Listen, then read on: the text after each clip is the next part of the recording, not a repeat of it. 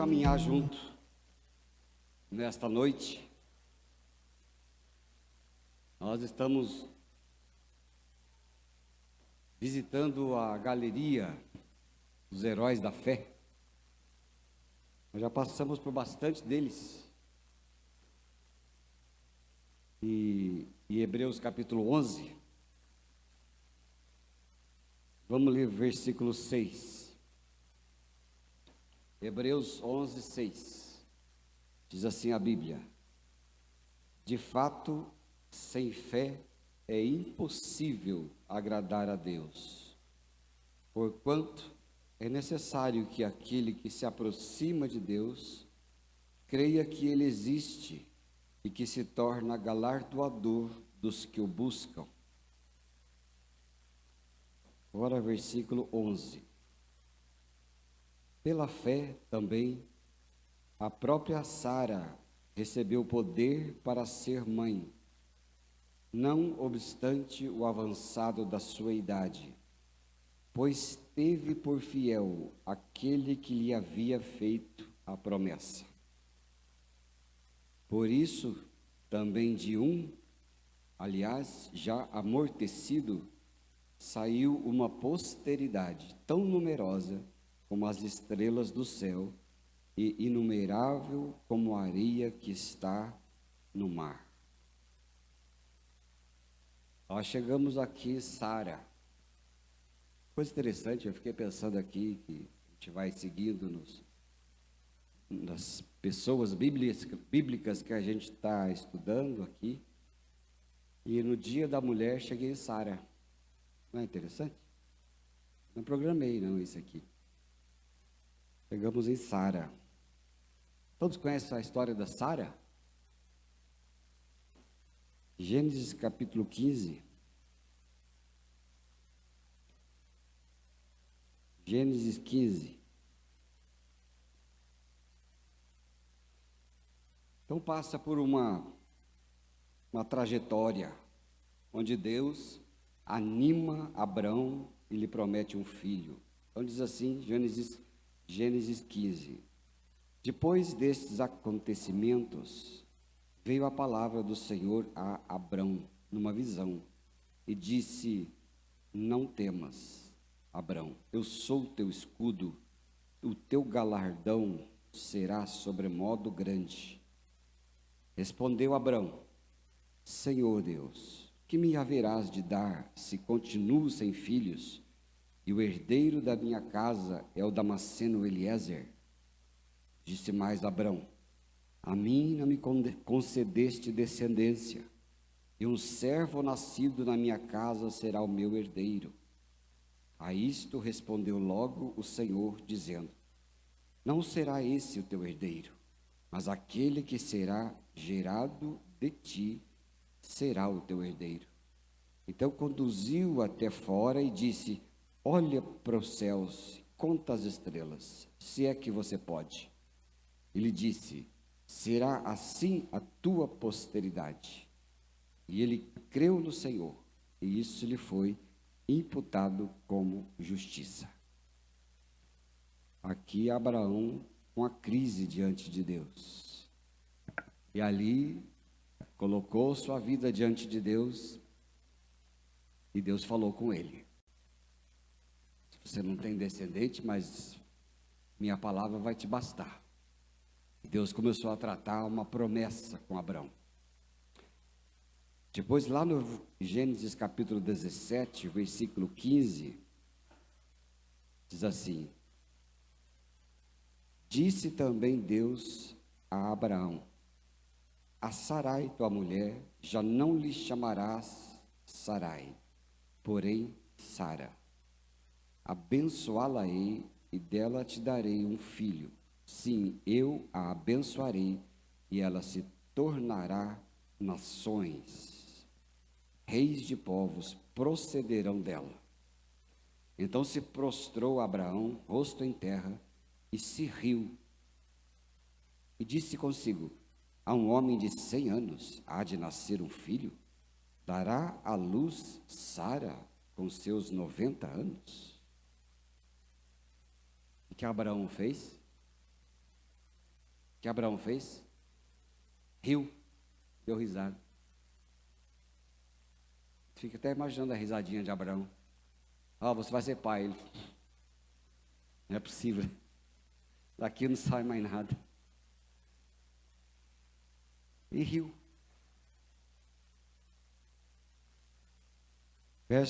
Capítulo 18. Capítulo 18, versículo 11. Abraão e Sara eram já velhos, avançados em idade, e a Sara já lhe havia cessado o costume das mulheres. Riu-se, pois, Sara no seu íntimo, dizendo consigo mesma: depois de velha, e velho também é o meu senhor, terei ainda prazer? Disse o Senhor a Abraão: por que se riu Sara, dizendo: será verdade que darei ainda à luz sendo velha? O que ela fez? Sara também riu, né? Estou rindo da situação. A gente sempre ri com essas coisas, né? Essas coisas da sexualidade quando a gente já é mais velho, né? Pensando, quando eu ficar velho, tem que aguentar essas coisas no meu ouvido. Faz, não faz, aquela coisa toda que a gente conhece, né? Que fala por aí. E eles estavam assim também. Vai ter um filho, e ela riu. Como é que ela riu? Não dava muito certo, né? Deu risada. Só aqui não tem mais nada, Jesus. Aí a gente chega no 21. Gênesis 21. Visitou o Senhor a Sara, como lhe dissera, e o Senhor cumpriu o que lhe havia prometido. Sara concebeu e deu à luz um filho a Abraão na sua velhice, no tempo determinado de que Deus lhe falara. Ao filho que nasceu, que Sara lhe dera à luz, pôs Abraão o nome de Isaque. Abraão circuncidou seu filho Isaque quando este era de 8 dias, segundo Deus lhe havia ordenado. Tinha Abraão 100 anos quando lhe nasceu Isaque, seu filho. E disse Sara: Deus me deu motivo de riso, e todo aquele que ouvir isso vai rir-se juntamente comigo. E acrescentou: quem teria dito a Abraão que Sara amamentaria um filho? Pois na sua velhice dei um filho. Olha que coisa mais interessante. A Bíblia diz: Isaac se chamou Isaac, aquele que ri. Porque Abraão riu, Sara riu. Deus notou que eles riram, porque era impossível. Mas Deus notou, e Deus também falou que ela tinha dado risada. E depois que nasceu, falou: meu filho se chamará Isaque, aquele que ri. Deus deseja dar riso a nós. A gente sorria. Sorrir é bom, sabia? Tem um livro do autor que eu gosto muito, Charles Swindoll, chama Volte a Sorrir. Foi um dos livros mais bonitos, gostosos de ler que eu já li. Ele fala do riso, da alegria do rir. E o rir é fruto de Deus, quando a gente ri de alegria. Sara era esposa de Abraão, pai da fé. Até a gente pode ousar e dizer que ela era a mãe da fé. A Bíblia mostra essas coisas, a mãe da fé. A Bíblia mostra muitas histórias em que Deus escolhe pessoas aparentemente incapazes, inférteis ou limitadas para realizar seus propósitos. Quando Deus quer fazer alguma coisa, Ele sempre vai levantar meios improváveis. Quando você quiser pensar no milagre, não pense nas coisas prováveis, porque tudo que você pensar que pode ser daquele jeito é da carne. Mas se você pensar no improvável e no impossível, aí vem da fé. Aí vem da fé. Porque quanto mais impossível para Deus é melhor. Assim que Ele trabalha. Eu gosto do texto de 2 Coríntios 12, verso 9, que fala assim. 2 Coríntios 12, 9 é o versículo de um homem que a gente conhecia uma vez aqui, pertinho, e quando a situação estava muito ruim, ele era uma pessoa que ria. Como eu disse para vocês, gente que ri é uma benção. E ele ria, contava das coisas, que fogo tinha acabado com a plantação, que não estava dando muito certo o financiamento, as coisas não estavam indo muito certo, mas ele ria e dizia assim, pastor, não ligo não, fica tranquilo, porque quanto pior, melhor. Quanto pior, melhor. E 2 Coríntios 12, 9 é o verso dele. Ele não sabia falar desse jeito, eu creio, mas o poder se aperfeiçoa na fraqueza. Quanto pior, melhor. Não se desespere com o pior. E quanto pior, é melhor. E Deus trabalhou sempre na Bíblia com improbabilidades. Ele nunca levantou situações de probabilidades. Por exemplo, Sara era estéril. Foi mãe de nações. Mãe de nações. Rebeca, a filha, também era estéril. Mas Isaac orou e Deus abriu o ventre de Rebeca. Raquel era estéril. Também Deus teve que operar e foi de Raquel que nasceu José, o homem que livrou Israel da fome. Senão a nação teria sido exterminada. A mãe de Sansão, o juiz, era estéril também, não podia ter filhos. E quando Deus queria levantar um líder, ela não pegou uma mulher que tinha filho todo ano. Ele foi escolher a mulher da impossibilidade para levantar um juiz. Ana, como a Claudinha falou aqui, louvou, aflita, era estéril, mas Deus queria levantar um homem e foi dela que ele foi buscar. Isabel, a mãe de João Batista, teria que vir ao mundo o homem mais ungido e que não fez milagre nenhum, que nem diz o bispo Fernando aqui, quando ele estava aqui, foi João Batista. Deus precisava levantar uma voz que clama no deserto, foi e chamou Isabel, da esterilidade e da velhice também. Da velha veio João Batista. Quando Deus queria salvar e atravessar o povo do deserto, ele chamou Moisés. Moisés tinha dificuldade de falar. Era um líder improvável. Deus queria e quis Moisés. Não chamou nem outro forte, mas chamou Moisés. Quando Deus quis levantar um juiz, chamou Gideão. O homem da família mais improvável de Israel foi que ele levantou um juiz. Quando ele quis Davi, e um rei para a sua nação, levantou Davi. Ninguém queria Davi, nem chamaram Davi para passar na inspeção.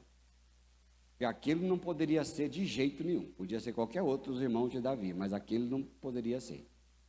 Deus quis Davi. Jeremias, um profeta poderoso, mas era jovem demais para falar, não era possível, mas Deus quis Jeremias. Quando Deus quis derrotar uma nação, tinha 30 mil homens e ele deixou para 300, porque ele falou, com 30 mil vocês vão achar que vocês eram fortes. 300 mil não, 300. Você vai ganhar com 300. E com 300 mil vocês vão falar assim, nós somos poderosos. Deus falou, você não vai assim. Manda beber água. Quem beber água que nem cachorro, dispensa. Mas quem beber água que nem soldado, fica. 300 bebeu água que nem soldado. Então essas coisas mostram a história do povo de Deus. Deus que usa ventres estéreis, pessoas improváveis, gente fraca aos olhos humanos, justamente para mostrar para nós que Ele é quem opera. Amém? Ele que opera na sua vida. Quando você estiver fraco, quando eu estiver fraco, pode olhar para cima e fala, Deus, opera, vá à minha frente, faz as coisas, porque eu não posso. Aí ele vai. Mas enquanto você acha que pode, ele fica esperando a sua e a minha falência.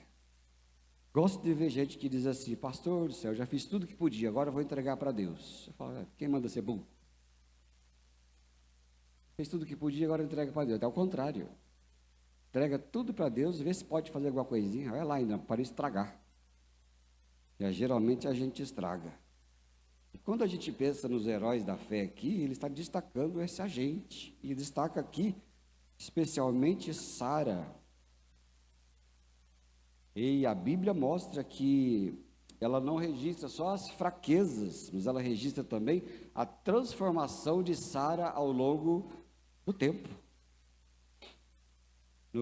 Ali em Hebreus 11:11, a gente percebe que a fé, ela amadurece a vida de Sara quando ela aprendeu a confiar na fidelidade daquele que era por ela.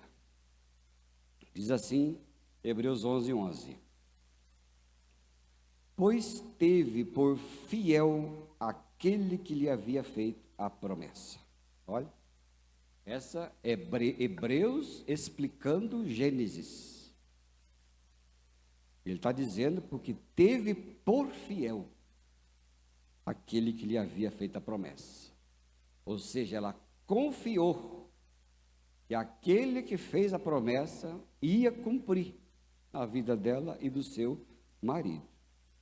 Quando a gente aprende a confiar na fidelidade de Deus para as nossas vidas, Ele tem possibilidade de operação. Não é? Quando Deus prometeu a Abraão e a Sara que teriam um filho, parecia impossível. Era de dar risada. Era estéril, em idade avançada, era impossível. E a Bíblia diz que Sara riu da promessa. Ela mesma riu da promessa. Porque humanamente aquilo era impossível. Não tinha nenhuma possibilidade. Mas com o passar do tempo, algo foi mudando o coração de Sara. E ela começou a olhar menos para as suas limitações e mais para a fidelidade de Deus.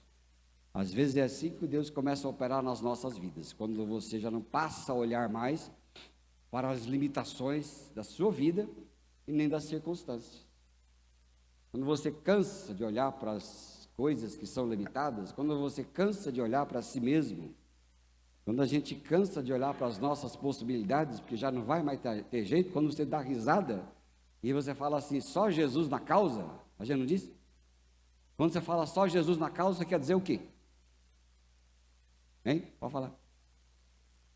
Só Ele? Só Jesus na causa. Então você já entregou, né? Agora já era. Foi? Como é que é, Frank? Foi-se. Hein, Marcos? Só Jesus na causa. Às vezes é assim. A gente olha para as circunstâncias, situações, desiste de tudo e fala, só Jesus na causa.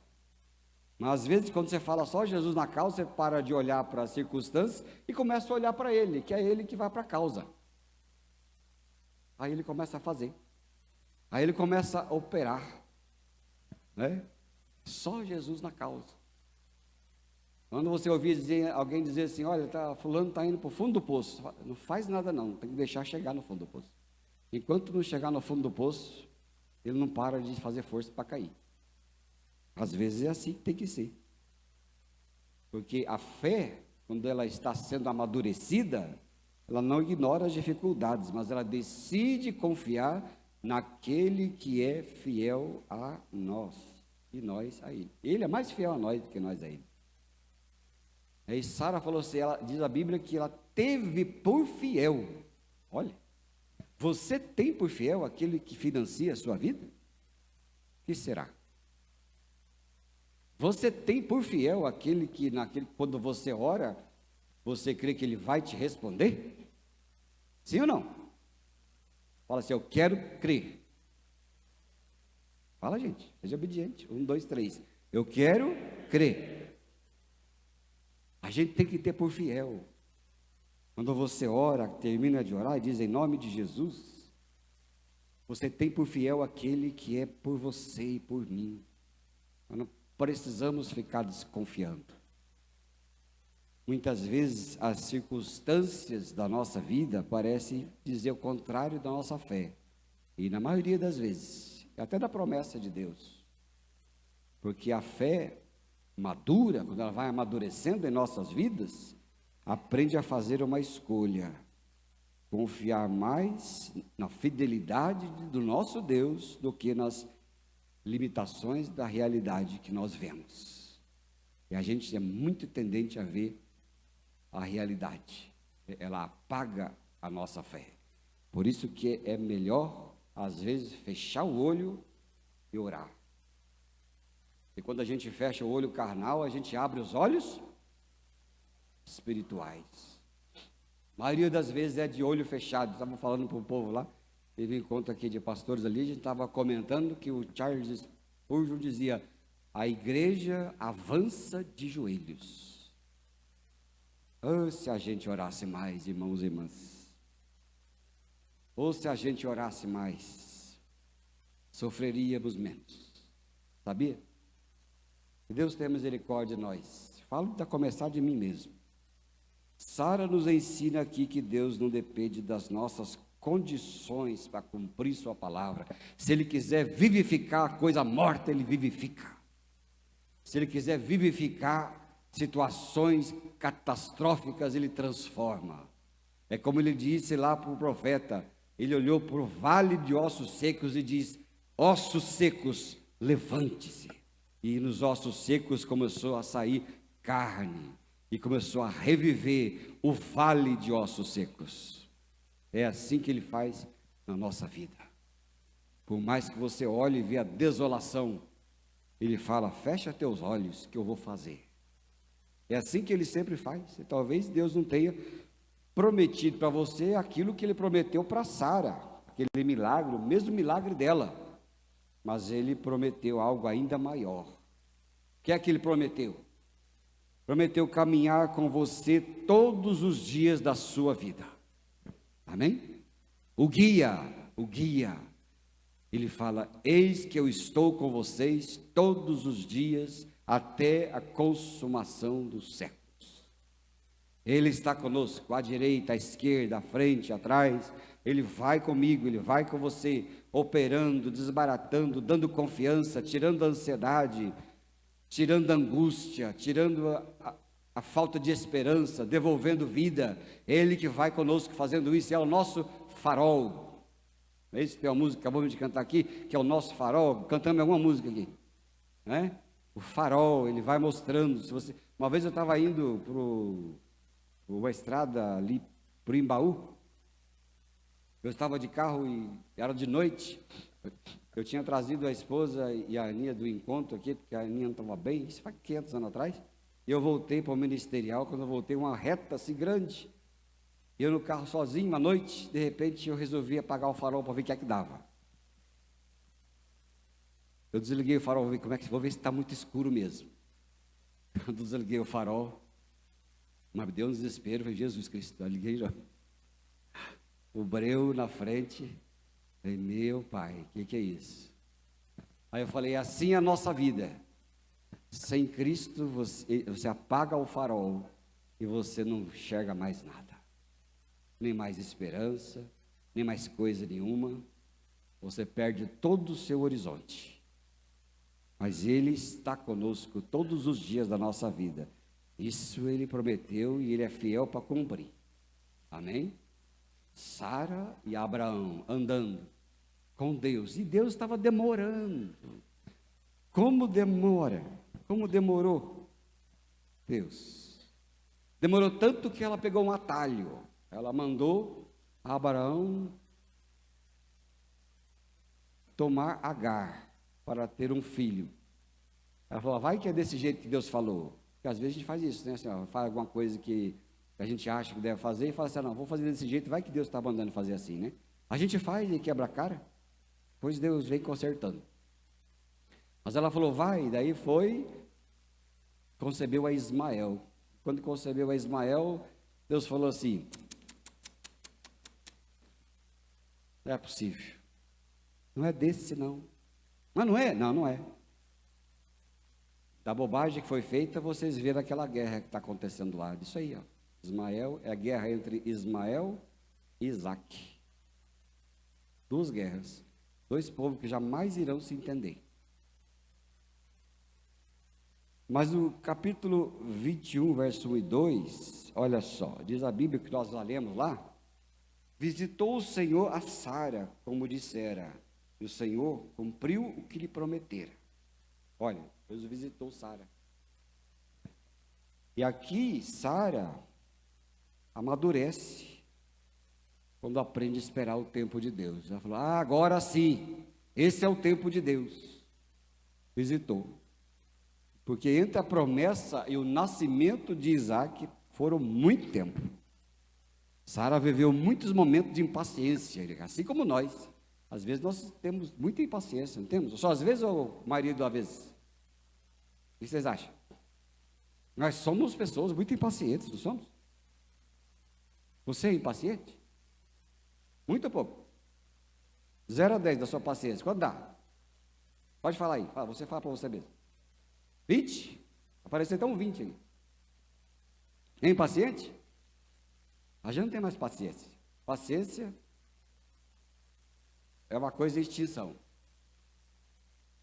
Mas quem espera, alcança. Realmente. Sara viveu muito tempo de paciência. Em momento de ansiedade, ela sugeriu, vai lá e pega Agar. Lá em Gênesis 16. E aquela tentativa humana de resolver as coisas. E aí, depois ela veio cair em cima de Abraão. Depois ela veio e falou assim, tá vendo aquela mulher lá que deu ao filho? Agora você dá mais atenção para ela do que para mim. E Abraão falou assim, mas foi você que mandou eu ir lá. Aí, por que você foi? Coisa de mulher, né? E por que você foi? Foi porque você mandou. Mas não é para ter ido, só mandei, mas não é para ter ido. E as mulheres fazem assim com os homens, né? Elas mandam a gente fazer, não é para fazer. E quando você faz, dá problema. Aconteceu ali com ela. Iria resolver. Mas Deus não havia esquecido da promessa. Deus não esquece de promessa, sabia? Sabia que Deus não esquece de promessa? O que é que você pediu a Deus aí há algum tempo? E parece que você ainda não recebeu. Para pensar. Para pensar. O que é que você já pediu a Deus há algum tempo, não recebeu e já até desistiu de pedir? Quantos aqui tem uma situação dessa? Erga a mão, vamos ver. Tem umas par de gente. Eu vou dizer coisa a vocês. Deus não esquece. Deus não esquece. Por isso tem um programinha de televisão que dizia o seguinte, pediu, está pedido, não pode ficar arrependido. É ou não é? Pediu, está pedido, não pode ficar arrependido. Porque quando você ora, Deus nunca esquece. Ele registra para sempre. Porque Ele quer fazer em nós, dar a nós maturidade da espera. E Ele também nos ensina que Ele não trabalha somente com promessas, mas Deus trabalha com processos. Tem processo que precisa correr até ser resolvido. Tem processo que precisa de muita coisa, muita ação, até que seja resolvido. Mas Ele não esquece, não. Às vezes nós esquecemos. Às vezes recebemos coisas que a gente dizia, tinha até desistido disso. Não, mas recebe. É bênção de Deus. Muitas vezes, queridos irmãos e irmãs, a gente quer acelerar aquilo que Deus ainda está preparando. Sabia? Você está orando, você orou, Deus está preparando, mas a gente quer acelerar. Quer dar um jeitinho, quer dar uma ajuda. Mas quando você ajuda, você só atrapalha. Sabia? Que não tem como. Quando a gente quer ajudar a Deus em muitas coisas, a gente atrapalha. Tem que esperar. Tem que confiar. Tem que ficar firme, tem que ficar fiel. Tem paciência. Porque enquanto a gente espera, Ele também fica ao nosso lado dando força. Sabia? Ele vai suportando a gente. Enquanto a gente não anda, Ele arruma para nós um suporte, uma bengala, um andador. Ele vai indo. Só vai, estou aqui, segura. Segura e vamos. Ele prepara ainda. E quando a gente tenta resolver as coisas do nosso próprio jeito, a gente gera problema que Deus nunca planejou. Aí tem que ficar consertando o que a gente faz. Mas esperar em Deus não é uma passividade completa, mas é a confiança de que o tempo de Deus é perfeito. Amém, irmãos? Sabia disso? Diga assim, o tempo de Deus é perfeito. Você acredita nisso? Então espera. Diga para o irmão do lado aí, espera. Espera. Vai dar tudo certo. Espera que vai dar tudo certo. Espera. Vai dar certo. E a fé amadurece. E a fé amadurece. Aquele que é experimentado no esperar são bons conselheiros. Por isso que é bom conversar com idosos sábios, que já passou bastante pela vida, que a gente vê quanto a espera teve e quanto tudo deu certo. Até que tudo deu certo. Porque a gente aprende, Deus nos ensina, nos amadurece pela fé. E aqui Gênesis 21, versículo 6, ainda diz assim a Bíblia. Disse Sara, Deus me deu motivo de riso. Olha, que quando a fé amadurece, a gente aprende a celebrar o que Deus faz. A gente vê a Sara, já ela riu de incredulidade. Abraão riu de incredulidade. Mas lá depois, na promessa, ela ri de novo, mas ela não ri de incredulidade. Ela ri de testemunho, ela ri de alegria. Tanto que Deus mudou o nome dela de Sarai para Sara, de amarga para aquela que não é mais amarga. E ali ela riu. Curiosamente, Sara riu ali da incredulidade, agora ela ri de testemunho. Deus quer colocar sempre um riso em nossa boca. E é o riso, o que significa? Riso é louvor, riso é gratidão, o riso é testemunho da fé. O riso é quando você olha para cima e fala, Ele vai operar, ou Ele está operando, ou Deus é fiel. É isso que fala. E o nascimento aqui de Isaac transformou a vida de Sara. A sua perspectiva daquilo que era impossível, ela falou, não, para Deus não é nada mais impossível. Para Deus tudo é possível. Porque quando Abraão creu, você viu lá no texto que nós lemos de Gênesis, ele falou, Abraão creu e isso lhe foi imputado como justiça. Ali Abraão creu. E a fé seria a fé de todos aqueles que creriam em Jesus e na sua salvação. Que aquilo que seria impossível se tornou possível. A salvação da nossa alma, da nossa vida, que era impossível de ser paga, de ser alcançada, se tornaria possível pelo poder de Deus. E Deus faz exatamente isso quando Ele trata com essa gente. Quando Ele quer fazer coisa boa, Ele pega os improváveis, os fracos deste mundo, Ele pega as coisas loucas deste mundo para confundir as coisas sábias e Ele transforma tudo. E quando Abraão foi chamado de pai da fé, quando Abraão foi chamado daquele que creu e foi imputado como justiça, Deus estava mostrando lá na frente a obra da cruz. Naquilo que era impossível aos homens, seria possível a Deus. Que na cruz de Cristo, Deus fez morrer o velho homem. Na cruz de Cristo, Ele deu a vida dele e ser a nossa vida. Na cruz de Cristo, Ele venceu a morte. Na cruz de Cristo, Ele nos deu a ressurreição. Na cruz, Ele nos fez assentar nos lugares celestiais. Ele providenciou as coisas loucas deste mundo. Da morte, Ele levantou vida. E é assim que Ele faz conosco. Da morte, Ele suscita a vida. E o nascimento de Isaac transformou a vida dela. O nome Isaac é aquilo, né? É o riso. O que antes parecia impossível tornou-se um motivo de celebração de vida. E Sara que aprendeu que Deus transforma a dúvida em testemunho e a impossibilidade em alegria. Transforma meu pranto em dança.